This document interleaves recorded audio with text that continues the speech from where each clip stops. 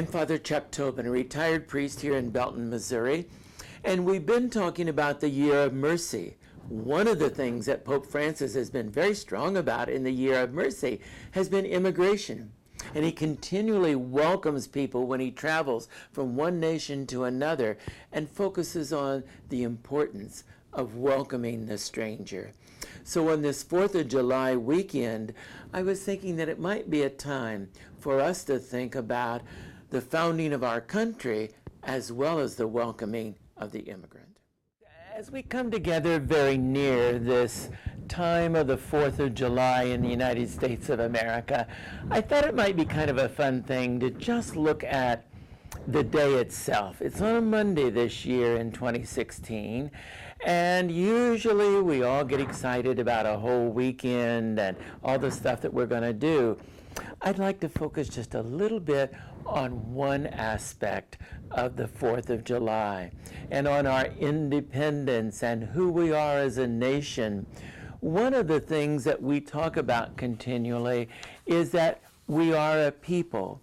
In the Constitution, the very preamble talks about we the people. And so today I'd like to focus just a little bit on what does it mean to be we the people, particularly who are the people. You know, so often we want to exclude people, maybe because of religion, of Muslims or a nationality or whatever, and sometimes we want to exclude people because they are immigrants. Well, one of the things that the bishops have done in the United States, they've issued a document called Forming Consciences for Faithful Citizenship. And it says it's called a call to political responsibility. One of the things that they focus on that I want to just touch on real quickly that has to do with immigration and people coming into our community to be a people has to do with 4 items. The first one that they listed is called the dignity of the human person. Well, Pope Francis is very strong about that, saying, you know, whether somebody's come across the border or not, they have a tremendous dignity. And that dignity is important to you and I to remember the value of a person who has migrated here. Secondly, it talks about subsidiarity, that we realize that at the local level, we really do try to be good citizens, to be brothers and sisters.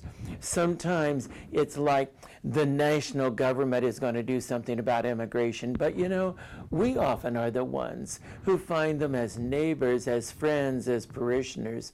So subsidiarity is often a wonderful item for us. Thirdly, they talk about the common good. Well, what is the common good?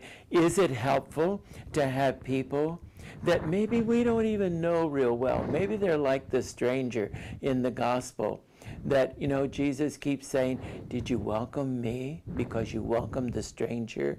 So I think in that sense, we begin to realize the common good means let's do something that will benefit all of us. Fourthly, they talk about solidarity. Well, boy, solidarity is the perfect word for immigration, meaning that we really are one people. In a section in this booklet, it talks about the gospel mandate to welcome the stranger, especially through migration. It requires Catholics to stand for and to care for newcomers. Well, that's kind of hard to do sometimes, and I think one of the things is that our attitudes really make a difference. What others say about migrants, we often can be ones that can help explain that. Sometimes we're not even always sure. Why did somebody come here? Did they just come because they wanted a big Cadillac or they wanted to have a nicer home? Or sometimes people have come from terrible conditions, tremendous violence, as often happens not just in Central America, but even in areas in Africa that they flock to areas like in Greece or in Italy. So today, I would ask that we look at our attitudes about migrants on this 4th of July weekend.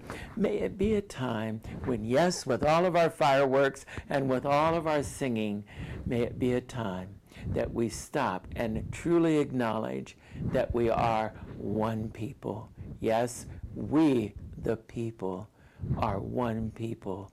Even as Christ said, we are the people of God.